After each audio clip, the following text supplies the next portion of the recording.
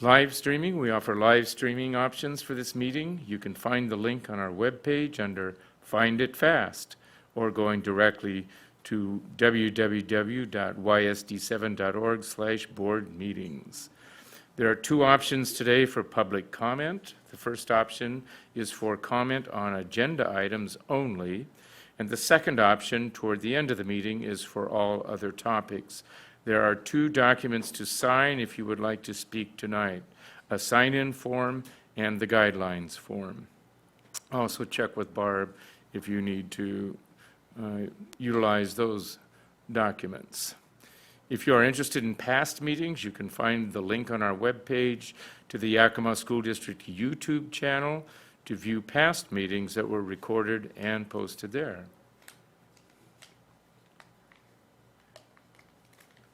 Barb, would you call the roll, please? Director Beckett? Here.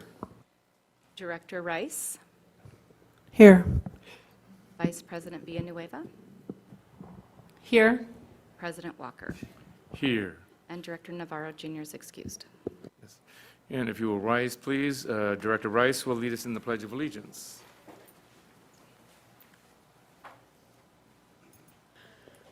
Ready, begin. I pledge allegiance to the flag of the United States of America and to the republic for which it stands, one nation, under God, indivisible, with liberty and justice for all.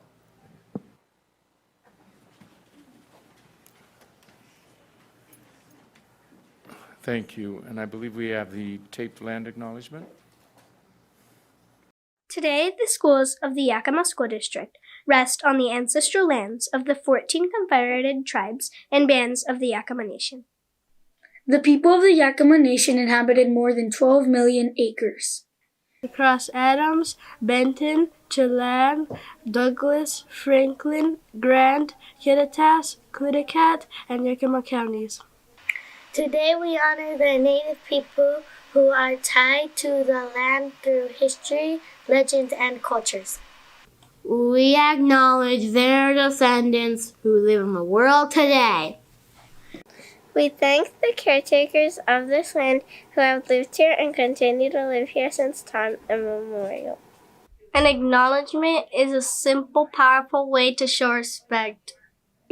Any step toward correcting the stories and practices that erase Indigenous peoples' history and culture. It also honors the truth. As a school district, we'll continue to build upon our relations with the Yakima Nation. Thank you, students. I'd like to take a moment now to honor the memory of Dolores J. Suniga. Dolores was born on March 28, 1940, and passed away April 20th, 2023. She worked as a paraeducator for Yakima School District from 1969 through 2002, a total of 33 years. Please take a moment to honor her memory.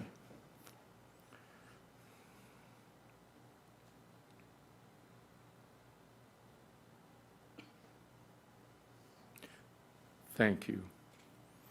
And now Dr. Green would like to take a few moments to honor some heroes.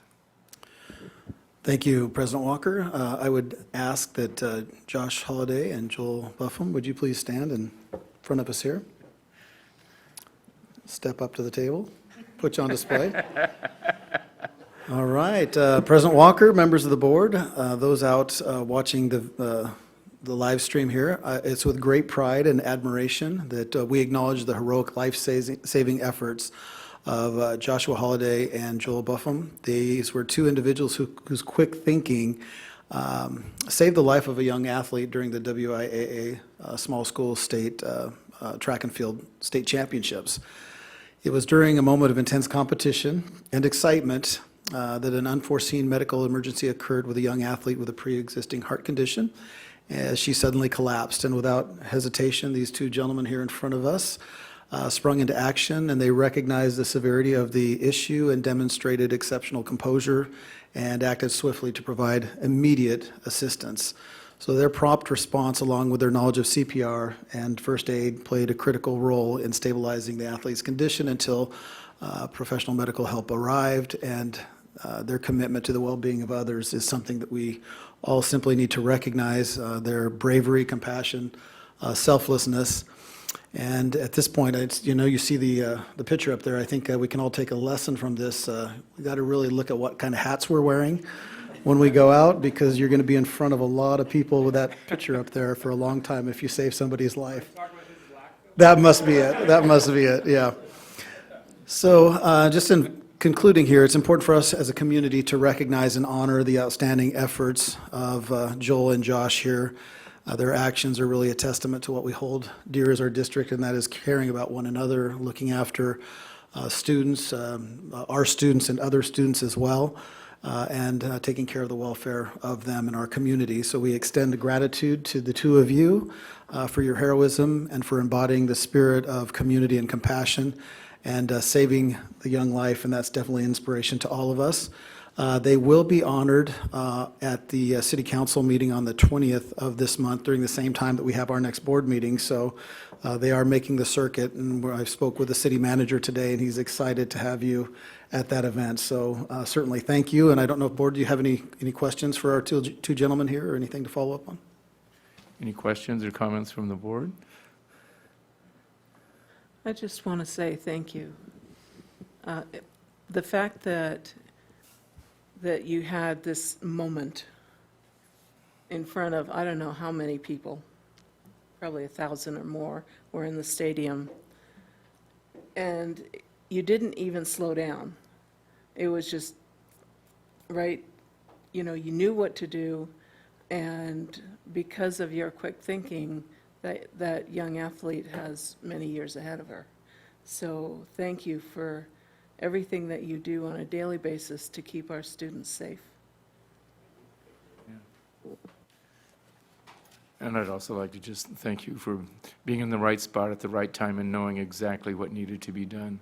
And I've been appreciative for years for the CPR training that we give to our athletic trainers in this district, and we're continuing to do that. So that's really, we hope we never need that service, but it's so nice when it's there, and especially nice for that athlete and her family. So again, thank you. And we do have a couple of certificates for you as well. Great.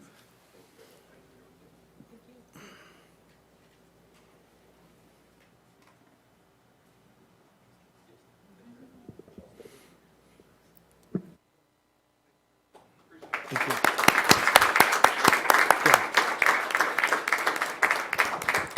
We appreciate you being here. You don't have to stay if you don't want to. I do think it's just very appropriate to just say thank you again, because the other thing that you've allowed us to do is show the value of having the state track meet here, track and field championships, and being able to respond quickly, and knowing that this young athlete, had she been in a different venue or a different time of the year, would not have survived. So I truly thank them. And then I'd be remiss if I didn't look right past you and acknowledge once again Sarah Cordova for her wonderful organizational skills and making everything work the way that it should and having people in the right place. So again, behind these wonderful gentlemen, we know that you had a big role in this. Do you have anything you'd like to say? Any insight, anything that you'd like to share with us, or any other comments? This is my first year teaching, and I feel, oh no, I have to. Oh, gee. Oh. It's being recorded. This is my first year teaching in Yakima School District. I've been in the community for a while, and I appreciate the opportunity to be part of this team, to be partners with everyone you've mentioned beside me and behind me. And as you mentioned, the support that comes behind it, we felt a lot of support from our principal, our athletic director, our district personnel. And so it's that kind of support that makes stuff like this happen. So thank you very much. And you two have known each other for quite a while, yes? We go back. Yeah, we were college roommates at Whitworth, so we've known each other for about 15 years. I would just like to say I appreciate working for a school district that puts safety at such a high priority. A lot of school districts maybe have one AED that they in that instance or situation that someone would have had to go far to get. And in our district, I mean, we have two high schools that both have two athletic trainers, where many don't have any. Not a single one, and AEDs very accessible. So that makes our job that much easier by the emphasis that's put on safety within our district. Thank you so much. Appreciate it. You don't get to keep the mic. Go back. Thank you. Next up, we have the Treaty Days proclamation from Director Beckett. Thank you, President Walker. We have a proclamation for Yakima Nation Treaty Day. Whereas Yakima School District recognizes that the indigenous peoples were the original occupants of lands that would later become known as the Americas, and whereas as first Americans, Native Americans and Alaska Native have helped shape the future of Washington and the United States through every turn of our history, and whereas Yakima School District Office of Indian Education provides services for Native American and Alaska Native students, such as tracking student data, coaching and mentoring students, advocating in our schools and community, promoting student participation, connecting students and their families to community resources, promoting engagement in cultural activities, and serving as a liaison to interface with the 14 confederated tribes and bands of the Yakima Nation. And whereas 490 students in the Yakima School District identify as Native American or Alaska Native, and whereas we serve all Indigenous students and recognize their cultural heritage, and whereas Native Americans and Alaska Natives have moving stories of tragedy, triumph, and resilience that need to be shared with future generations, and whereas our community is stronger because of the diversity of our population, and whereas inclusion is a core value of our district, and the school board has a responsibility to oppose the systemic racism towards Indigenous people in Washington and the United States, which perpetuates high rates of poverty and income inequality, exacerbating disproportionate health, education, and social crises. And whereas the school board promotes policies and practices that reflect the experiences for Native Americans and Alaska Natives to ensure greater access and opportunity and honor our country's Indigenous roots, history, and contributions. And whereas the school board promises to engage in consultation through a collaborative dialogue with the 14 confederated tribes and bands of the Yakima Nation. And whereas the school board commits to creating successful educational outcomes for Native American, Alaska Native, and all Indigenous students. Now, therefore, the Yakima School District Board of Directors proclaims June 9th, 2023 to be Yakima Nation Treaty Day and encourages all members of our community to join in celebrating our Native American, Alaska Native, and Indigenous students. Thank you, Ryan.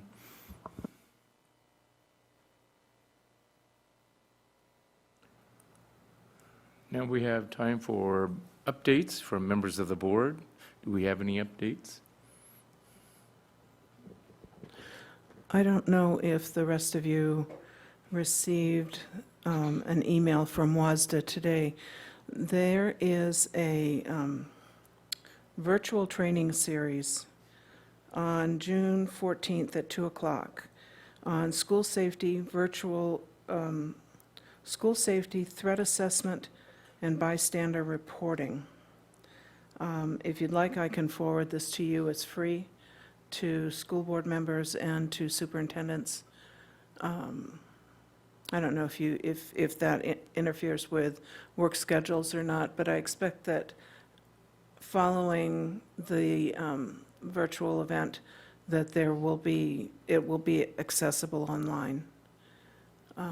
So if you'd like me to forward that to you, I can. Thank you. Any other reports or? Just like to mention, I was unable to attend the migrant celebration on Friday evening, but I was able to attend the Black Elegance celebration yesterday, and that was a nice event. It was really fun to see students that are really putting forth a good effort and to see the support in the community for those students. So, Martha, you might want to speak for Friday night. Yeah, because I know she's not going to say it. Director Villanueva was the keynote speaker at the migrant celebration on Friday night. And we celebrated about 112 graduating seniors who are migrant students. And I just think that that's amazing that there are that many who can manage to make it through the K-12 system and graduate, given all of the challenges that they face being migrant students and not having necessarily one place to call home. But Graciela did a great job. The entire ceremony was in Spanish. I managed to catch a few words. But it was very nice, and there was a nice celebration dinner afterward that we all enjoyed. Thank you. Graciela, did you want to add anything? Sure, I'll just say that it was an honor to be invited to be the speaker and thought that the event was well attended. I also attended the Black Elegance event yesterday. And so both events I thought were well attended and really well done, and it was exciting to see the smiles on all the students' faces as they were acknowledged and celebrated, and enjoyed good food too, so at both events. So it was an honor to be able to attend both events. Just a brief organizational update with Washington School Directors Association. I serve on the Resolutions Committee, and we met about a week ago. And if you're not aware of the resolution, there are two kind of standing committees with WASDA. One is the Legislative Committee, which writes and edits and develops the positions that the organization takes for legislative lobbying. The Resolutions Committee deals with what are called permanent positions, which are just kind of the core beliefs of the organization. In fact, one of the moves that we're going to make from that committee, and you'll probably see it in the next General Assembly, is that we're going to ask to change the name of the committee to the Core Beliefs Committees, because that's what it really is, and people understand what that means. And resolutions kind of sounds sometimes like what we're going to do on New Year's or something. So I think it's a clear statement of what that committee does, is helps you clarify and determine the core beliefs that the organization stands for. The other thing that we plan to do as part of that effort, and hopefully it'll be, I don't know how long it will be before that is ready, but part of training new board members that come aboard on boards all across the state, we'd like to put together a brief pamphlet that just talks about what the core beliefs of WASDA are to hand to new and potential board members, so that they don't have to go searching on a website, that is just part of the onboarding of new people onto board. So that might help with that process around the state. The other thing I have to bring up is it has come to our attention that we no longer have a WIAA representative from this board. And the last time it was put forth to ask for a volunteer to be the WIA representative, nobody stepped forward. So we'll put that offer up again, I think, maybe at the next meeting.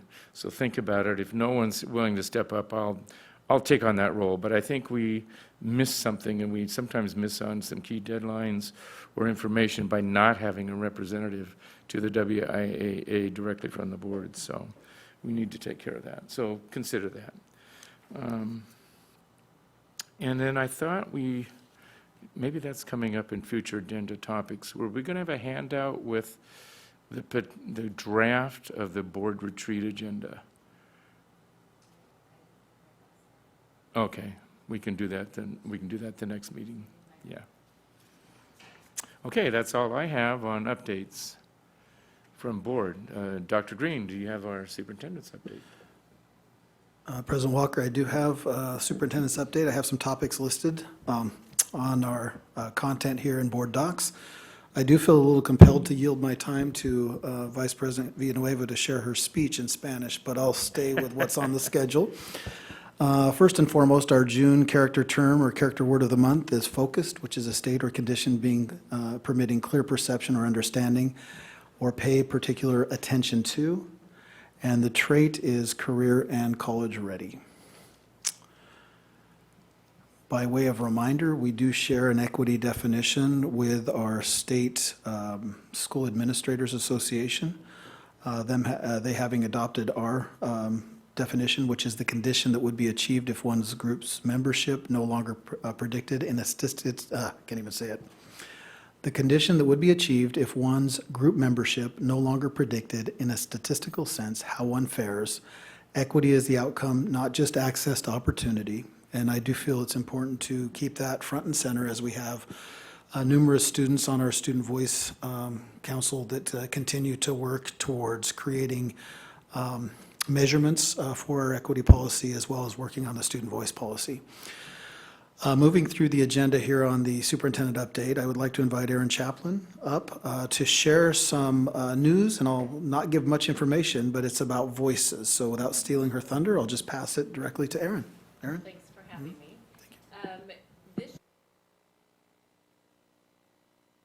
The 2022-23 school year was the inaugural year for our Voices writing contest. A couple of years ago, a group of us were talking about the importance of student voice and ensuring that we had a forum for that. And one of the ways that we talked about bringing that to the focus was through a writing contest, not only sharing student voice, but also the knowledge, skills, and talents of our students and our staff. We had a little hiccup through our COVID years, and so we decided to launch it this year. Kirsten Fitterer and her office did a great job of supporting our team and getting communication out to schools, creating flyers, creating our website for us. So a big thank you to the communications department. Our team got together and developed the process for this writing contest. We weren't sure how many entries we would get, being our very first year, but we ended up with quite a few. We actually ended up with 19 winners overall. Any YSD staff or student can submit an entry in any of the following categories: poetry, narrative writing, opinion, informative, or explanatory writing, or an essay. And we got primarily, as you'll see in your own little copy of our anthology, primarily poems, some narratives, and some essays this year, but quite impressive. We had 19 winners, as I mentioned, overall that were selected. All but 2 were able to attend the celebration ceremony on May 2nd at Eisenhower High School. We filled the total lower half of that auditorium with family members.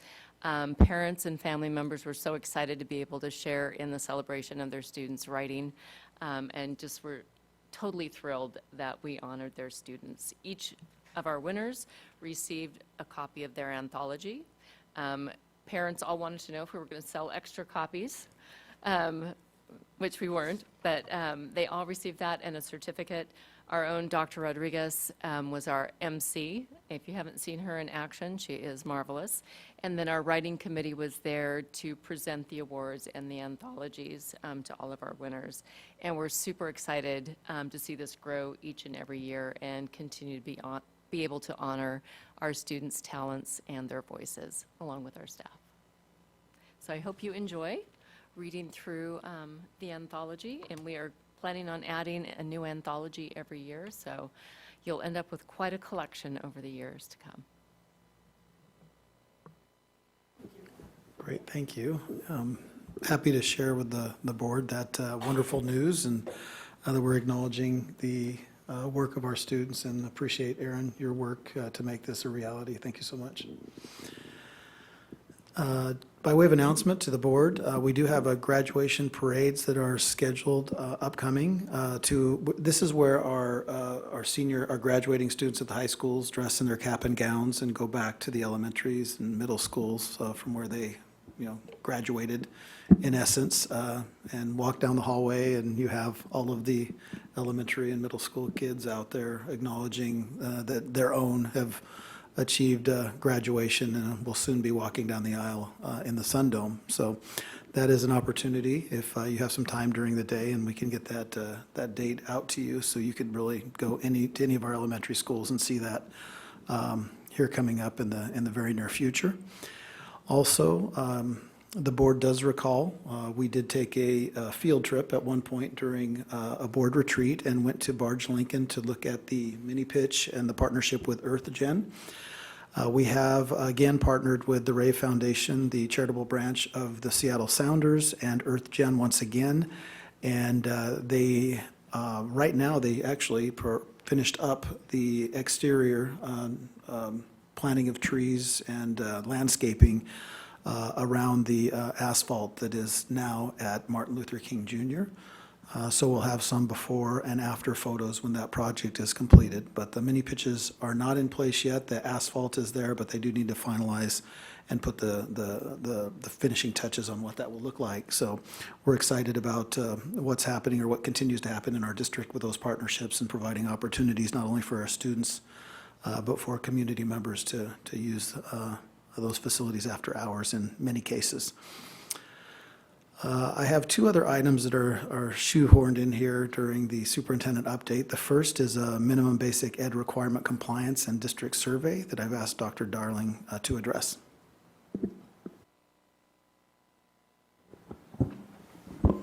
Thank you, Superintendent Green, and good afternoon, Board. Every year, the districts across the state are required to complete a compliance form for the Washington State Board of Education.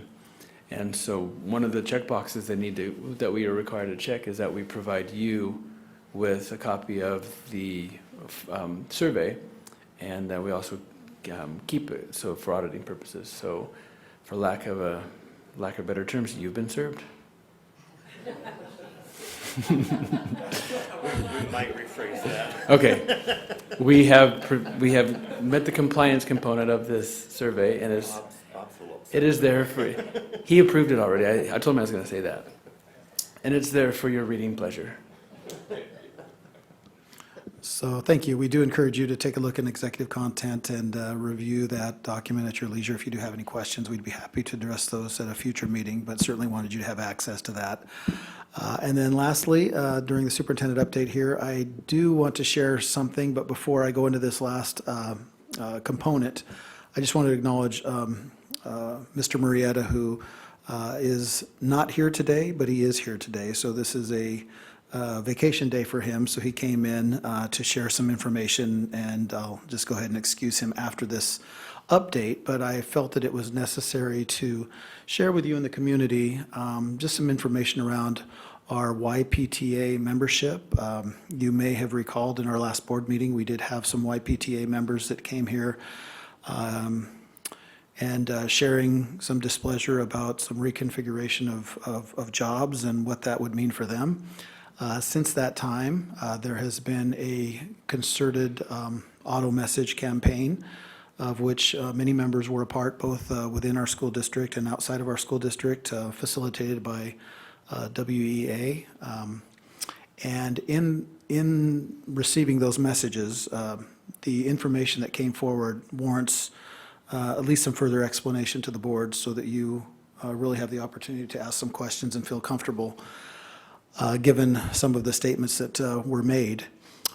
So I've asked Mr. Murrieta, who has negotiated all of our contracts in the last several years, to share some insight about how we ended up where we are. And I would just like to remind the board, in kind of setting the stage for this, that when I came here into the school district, we were believed to have been $15 million out of balance. I will not forget when the Herald reached out and said, we have 4 districts scheduled to go into receivership in the next 4 years, and you're the first district. How does it feel? So that was my introduction really to the Herald. And one of the things that we were able to do in looking at the financial status of our district, and given the accusations of incivility at the time, is we reached out to WEA and extended the Washington Education Association and extended an opportunity to engage in conversation around our budget. And I think at this point, I'll go ahead and turn it over to Mr. Murrieta to go ahead and finish my narrative. So, Mr. Murrieta. Every time you call me that, I keep looking for my dad.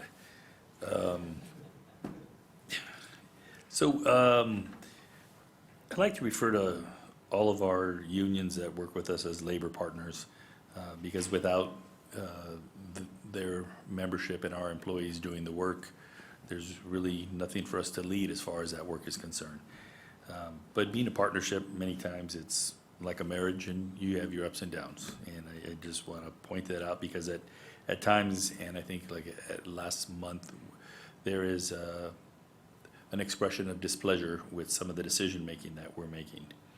And I had spent 17 and a half years in my previous career, either as a union president or a full-time business rep. And many times I had worked with the WEA.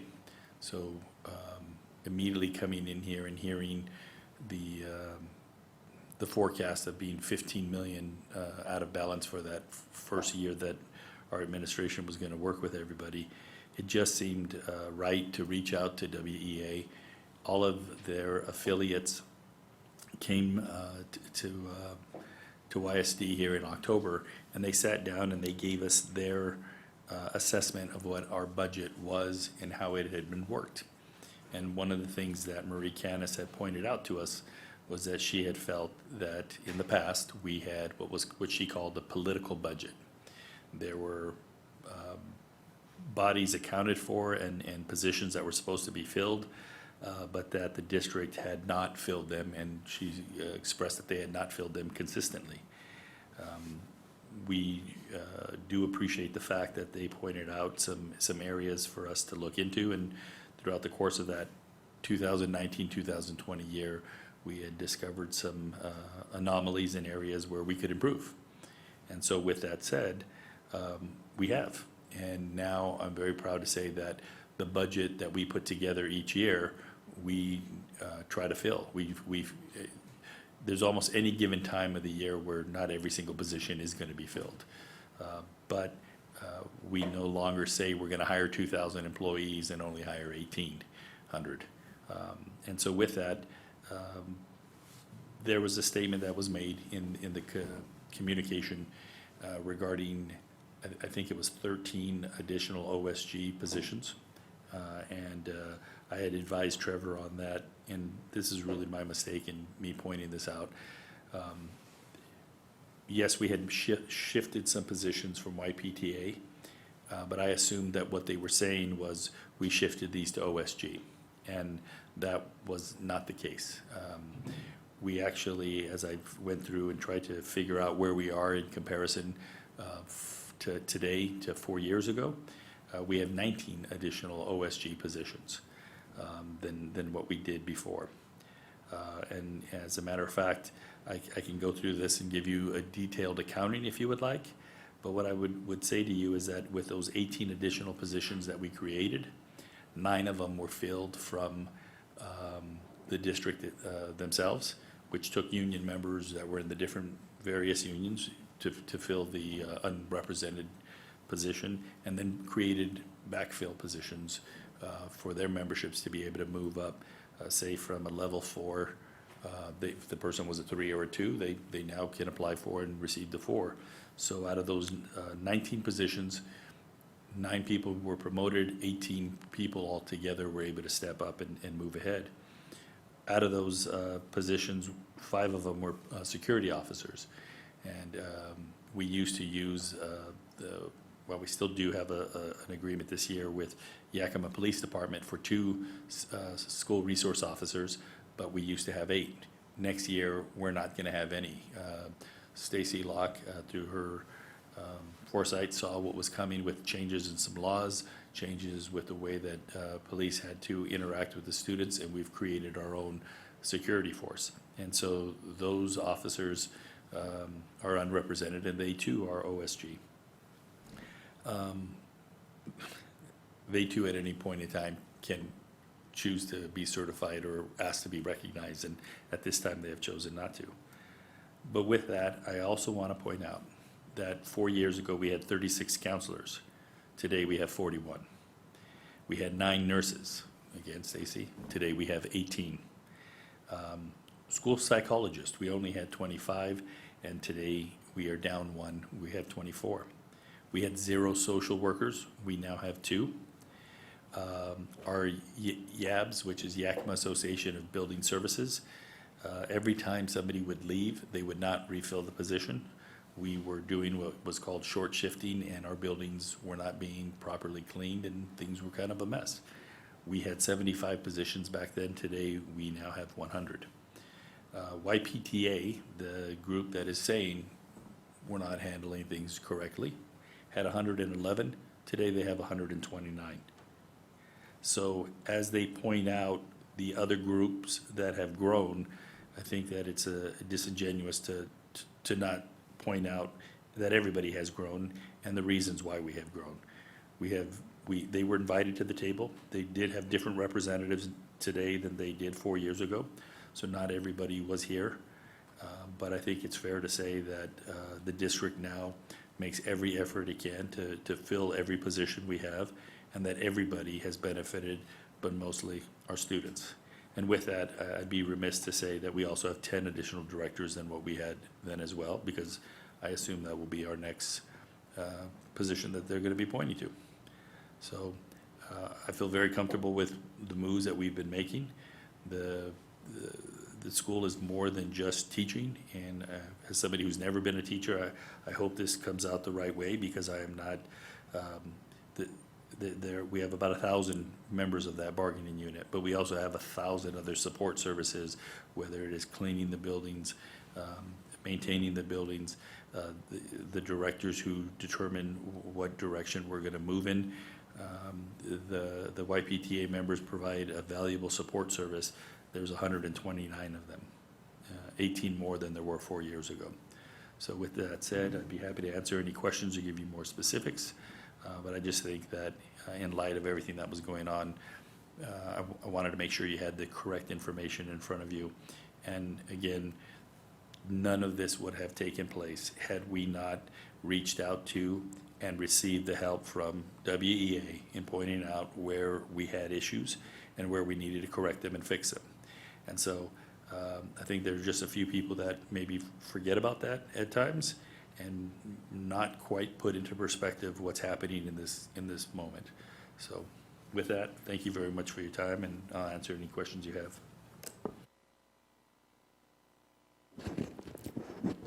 Thank you, Anthony. Are there any questions or for clarification? Because I know you have received quite a few notifications, but hopefully you feel a little bit more enlightened around the circumstances and could address any of those questions or direct them to me if that continues. All right, that concludes my superintendent update, and I will pass it back to you, President Walker. Thank you, Dr. Green. Okay, at this time, we have calendar updates and future agenda topics. The calendars are attached in your board docs. I don't think there have not been any major changes. I don't think we need to go through those piece by piece. Just keep in mind the upcoming events of the next week or so, or keeps us pretty busy, and make as many of those as you can. And it's really a fun time. It's a busy time, but it's a really fun time to see the accomplishments of our students and to enjoy their celebration with them. Okay, at this time we've arrived at our first opportunity for comments from the public. Do we have any? Okay, moving on. And this is maybe related a little to my previous comment. Delegating authority to WIAA, Stacy Locke, I believe we have a resolution to bring forward. Thank you, President Walker. The board resolution was signed previously, and in a nutshell, what it does is each district delegates control, supervision, and regulation of extracurricular activities to the WIAA. And so the action item before you tonight is a repeated action item, and it's a request that the Board of Directors approves resolution number 08.22.23- delegating authority to WIAA. And again, this is for approval of our schools within the Yakima School District to follow Washington Interscholastic Activities Association rules and regulations. Thank you, Stacy. Do I have a motion from the board? So moved. Second. It's been moved and seconded to approve resolution number 08.2223, delegating authority to the WIAA. Any questions or comments on that resolution? Just a couple. Sure. It looked, from previewing, it looked like this is an annual renewal, is that correct? Yes. How long have we been renewing that? Is this a long-term Yes, agreement? Okay. yes, Are the other districts in our valley kind of all of the same situation? yes. Thank you. It's pretty standard I thought so. procedure. Just making sure. Thank you. Okay, any other questions, comments? Okay, would you call the roll, please, Barb? Director Beckett? Aye. Director Rice? Aye. Vice President Villanueva? Aye. President Walker? Aye. Motion passes 4-0. Thank you. And now we have an amendment to approval to the contract with Amplify/Northwest Textbooks in the amount of $3,536,913.21. Dr. Darling. So, thank you. So this is this is going back before the board because this was originally approved and brought to you. When it included some supplemental materials, and it did not include the shipping and taxes. So this is just give you an update on where we finally landed with the vendor as far as our adoption materials for our K-5 elementary early English language arts and Spanish language arts curriculum. So we're requesting that the board of directors amend your approval to purchase the CKLA English language arts curriculum and Amplify Caminos for K-5 Spanish language arts in the amended amount of $3,344,056.60. Excuse me. Do I hear a motion from the board? So moved. Second. It's been moved and seconded to approve the amendment to the purchase order to Amplify Core Knowledge Language Arts textbooks. Any questions or discussion? I do have a question.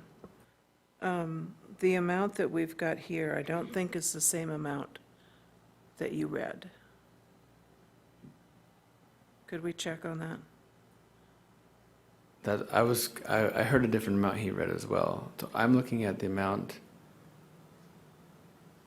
So I see where the confusion is. In the subject line, it has one amount, and on the recommended action, it has a different amount. And I'm not sure how that happened, but we're asking for the amount on the attachment that's also in the recommended action. I apologize for any confusion. So the correct amount would be $3,344,000. $56.60, yeah. I'm not sure where that number above came from, I'm sorry. I'd like to amend my motion to whatever that other number was. Okay. Motion has been amended to include the correct amount of $3,344,056.60.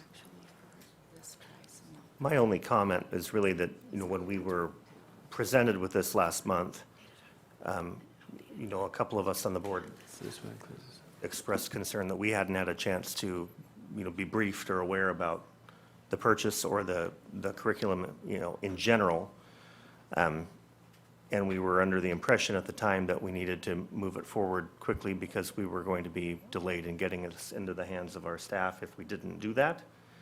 And now, a month later, we're still correcting and fixing the bill, so to speak, which leads me to believe we probably had time to at least have a presentation or a briefing on this in the process, which can still be done, obviously, at some point in time. But the revised Code of Washington has 7 very specific responsibilities that are on state school or school directors in districts, and the last 2 deal specifically with curriculum and with complaints from parents about teaching materials. And so I feel like we as a board are at a bit of a disadvantage if we aren't briefed on these things in advance. I also went through the 1000 series on our policies, and it seems like the first 5 of those responsibilities are addressed in policy somewhere along the way. But this might be a really good opportunity for us to put something on the retreat agenda to discuss how we can make sure that 6 and 7 show up on a policy at some point down the road so that future boards aren't in the same predicament. But, if nothing else, in the meantime, I still think it would be important for us to get a board briefing on this particular situation sooner than later, but that's just my own opinion. Okay. Thanks. Thank you. Any other questions or comments? Would you call the roll, please, Barb? Director Beckett, Aye. Director Rice, Aye. Vice President Villanueva, Aye. President Rice. Walker. President Walker, sorry. Aye. Motion passes 4-0. Thank you. And we've now arrived at our second opportunity for public comment. Is there anyone desiring to comment to the board? Okay, moving on. We have 3 items in policy governance, policy 1000.4.2, accountability, accountability of the superintendent, policy 1000.4.3, and policy 1000.4.4, monitoring the superintendent's performance.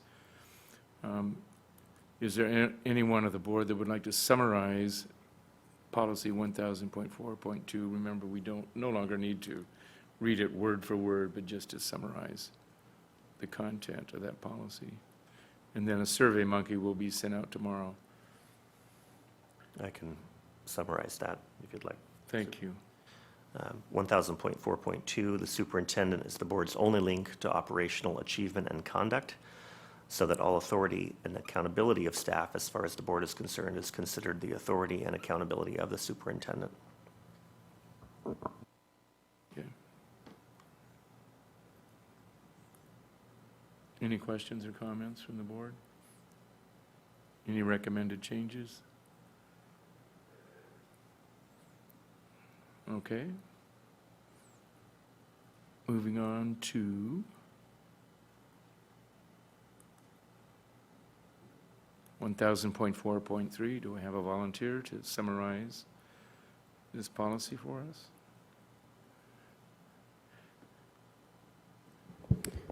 Notice Ryan jumped in on the short one. Yeah. I can do the next one. My link isn't working, so give me a second to get to the policy. This was 4.3, you said? Yeah, it's delegation to the superintendent. Actually, it's pretty short, too. Delegation to the superintendent. The board directs the superintendent through written policies, which prescribe the organization and the goals to be achieved and describe the organizational situations and actions to be avoided. The superintendent may use any reasonable interpretation of the policies. The board develops policies instructing the superintendent to achieve specific results at a specific cost. The board develops policies that limit the latitude of the superintendent may exercise in choosing the organizational means.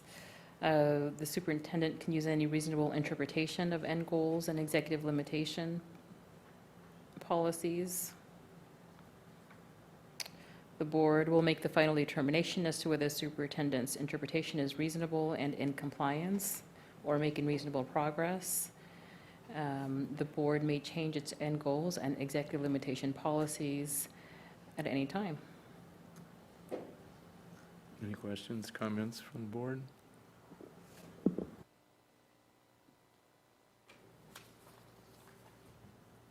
Okay, moving on to 1004.4. Your turn, Martha. Yeah.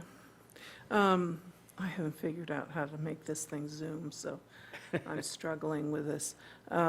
This policy talks about monitoring superintendent performance.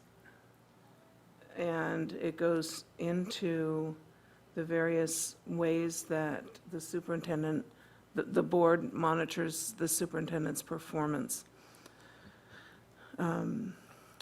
Initially, we have monitoring reports that are provided to the board, and the board can acquire monitoring data in three different methods.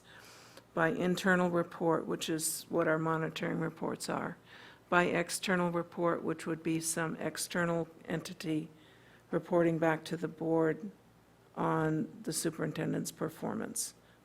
following some kind of evaluation that they might do. And then the last one is by direct report, inspection by the board.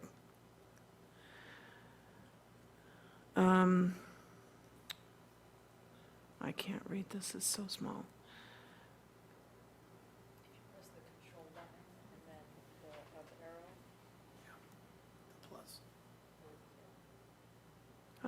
There you go. Thank you. Yeah, I've got it now. That's the first time I've seen that. That's the first time it's opened up in that format. The board evaluates the superintendent's performance and the executive limitations through a reasonable interpretation of policy. So if a reasonable person would interpret the policy in that way, then that's the acceptable method for the board. And the superintendent must comply with the provisions of the board policy. The ends and goals shall be considered part of our monitoring of the superintendent, and policy must be reasonably interpreted, develop quality indicators and benchmarks for the establishment and achievement of target goals, and achieve annual reasonable progress toward the board's described ends and goals. And then we go into describing how the board will address the monitoring reports and our process for that. They're presented to us first from the superintendent or a member of his staff on his behalf, which is what we've done for, 10 years since we've taken on policy governance. The second opportunity is for board discussion and consideration, and this is after the survey monkey that we do on each of the policies. If there is no differences or challenges from board members as to the monitoring report, then we can, at that same time, at that second opportunity, we can choose to adopt or accept the monitoring report. If there is differences from board members as to the result on this through the survey, then the board would move to a third opportunity where we would discuss and accept or not the report from the superintendent. By April 1st of each year, the board will conduct a formal summative report and evaluation of the superintendent's performance. And then we go into 4 different things that evaluation will consist of: a summary of the data derived from the monitoring reports and the board's ends and goals and executive limitation policies, a conclusion based on the board's prior actions during the year relative to whether the superintendent's reasonable interpretation of each end or goal, whether the goal has been achieved or reasonable progress has been made toward its achievement. Number 3 is conclusions based upon the board's prior actions during the year relative to whether the superintendent has reasonably interpreted and operated within the boundaries established by executive limitations. And the 4th is any other occurrences or events that have occurred in the performance evaluation year but were outside the policy governance calendar of monitoring reports. The superintendent's contract extension and remuneration, I can never say that word, will be decided after review of the monitoring report submitted during the superintendent's contract year. All policies that instruct the superintendent will be monitored at a frequency and by a method chosen by the board.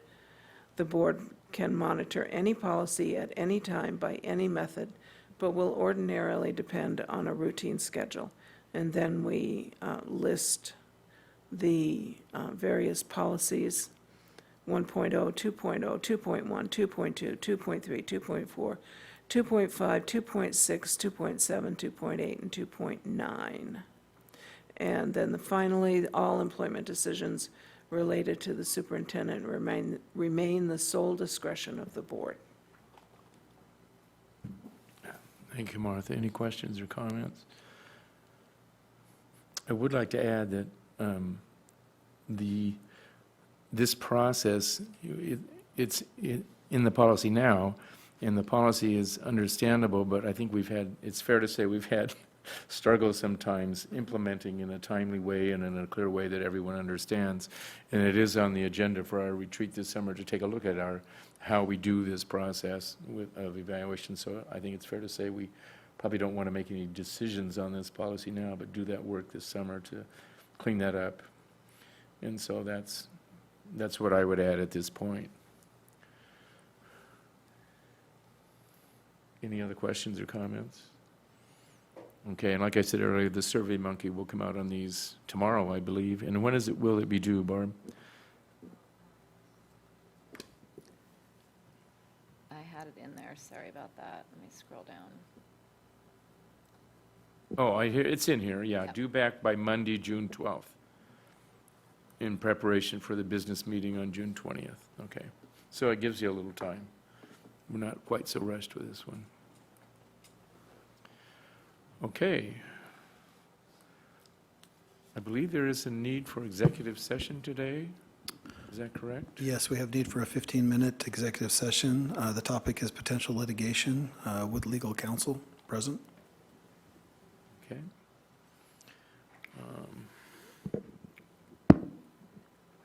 Do I need should we take like 5 minutes in between?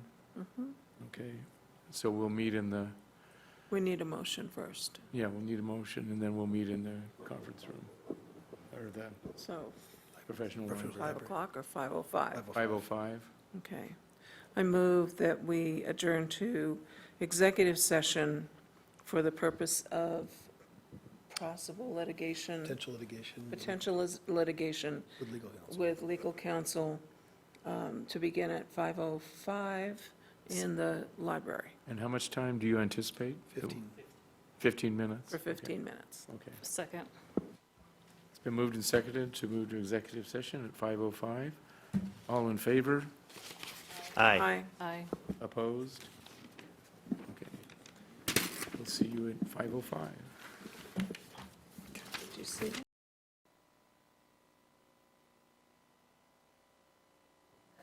Any other comments, questions, or information from the board? In that case, the meeting is adjourned.